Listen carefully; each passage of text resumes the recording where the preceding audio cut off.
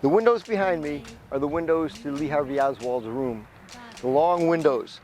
He lived inside there. He rented that room for roughly 6 weeks before he died. When Oswald was inside the house, a police car pulled up right in front of the house. The landlady heard it. It beeped a couple of times. Oswald then put on his jacket, put a gun in his pants, walked out the front door, down the steps, down the sidewalk, and he went to a bus stop right there on the corner where the landlady saw him standing there waiting for the bus. Yet the scene of Officer Tippit's murder was the opposite direction.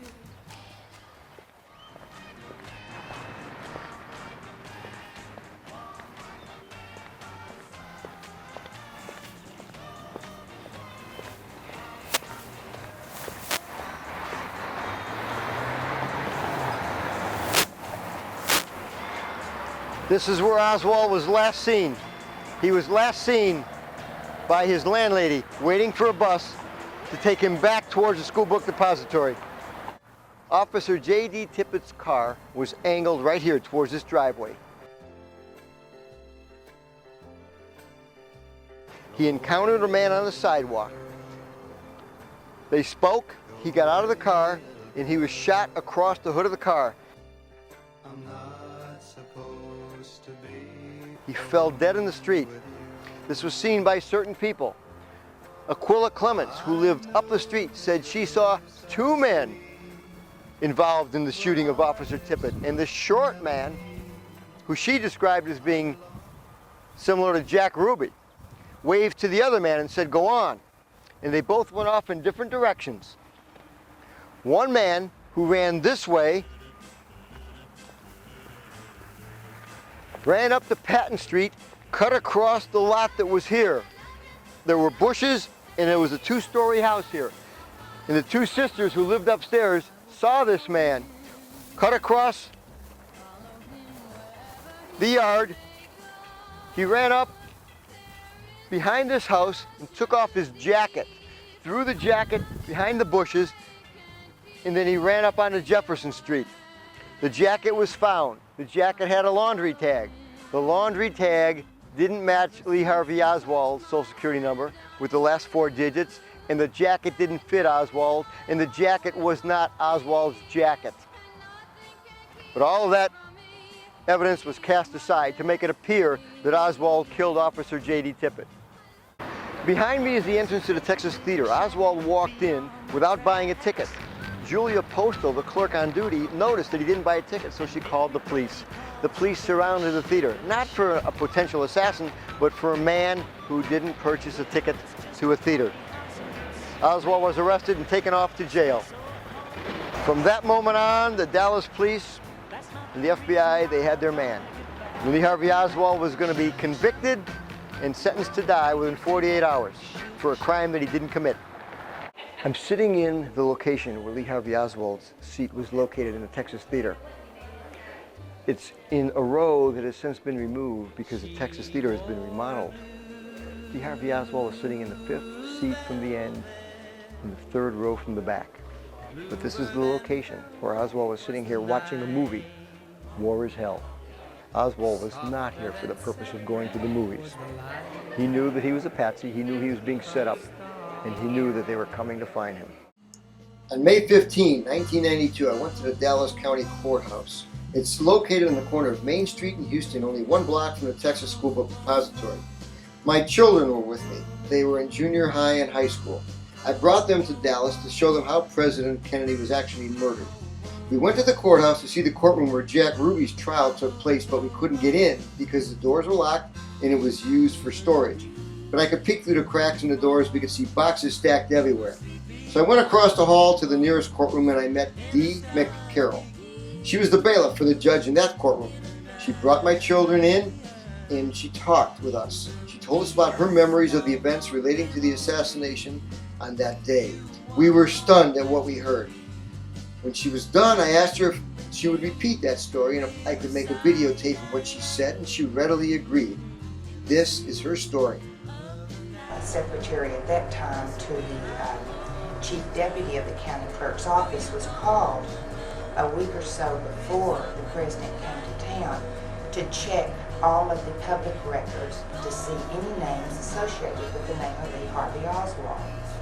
And this was prior to the president coming.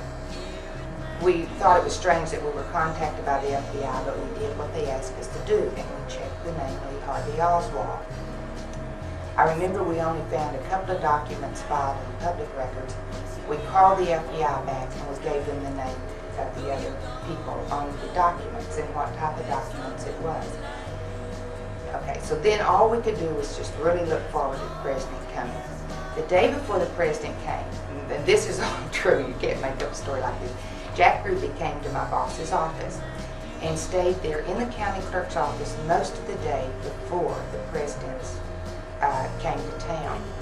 And he was waiting there for the county clerk to come in. The county clerk did not come into office that day. I do not recall any of the things Jack Ruby had to say, other than I do know there was conversation about the president coming. The excitement of just, I remember we were all real enthused and real excited. And the next thing we knew, we started hearing, we immediately heard what my first impression, because I will never forget this, was a car backfire. And I heard one backfire, and then when it repeated the three more times of what I heard, be 3 more times, but it was so close together that part of it was almost indistinguishable. It was so close together that we all immediately started running across the street and to the knoll screaming, "Someone's shooting at the president." You know, that was everybody's first thought. If they were going to be shooting and you knew it was gunfire, you knew who they were shooting at. Just human nature told you that.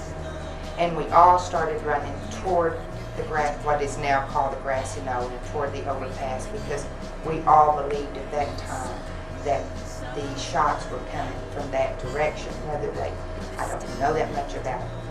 I'm not an expert to say that it was echoes or whatever caused it. That was just our first instinct, what we believed had happened, that it came from that direction. There was total chaos, people running everywhere, and everyone, of course, being upset. Everyone immediately, even though we did not yet know if he had been hit or if he was dead, if he was alive, we knew he had been shot at, we knew the cars took off. Everyone was already feeling extremely on an emotional high from seeing him. Everyone just immediately was in tears and all. We came back in the building totally upset. We got on the elevator, and there were people that actually got on the elevator. I will never forget this. One gentleman got on the elevator and he said, "I hope they got the son of a bitch who was dead." That everyone knew it was gunfire from the moment after the first sound. I ran probably halfway across the grassy area there, across from Houston. I did not run all the way up to the overpass. I only remember people talking about it happened from the overpass. See, I first heard that it was happening from the railroad overpass. That was what I first heard. I was real surprised as a person, and other people around me were very surprised later in the day when we heard at that time it had come from the schoolbook depository. So police in the motorcade, a lot of them, they immediately began stopping cars.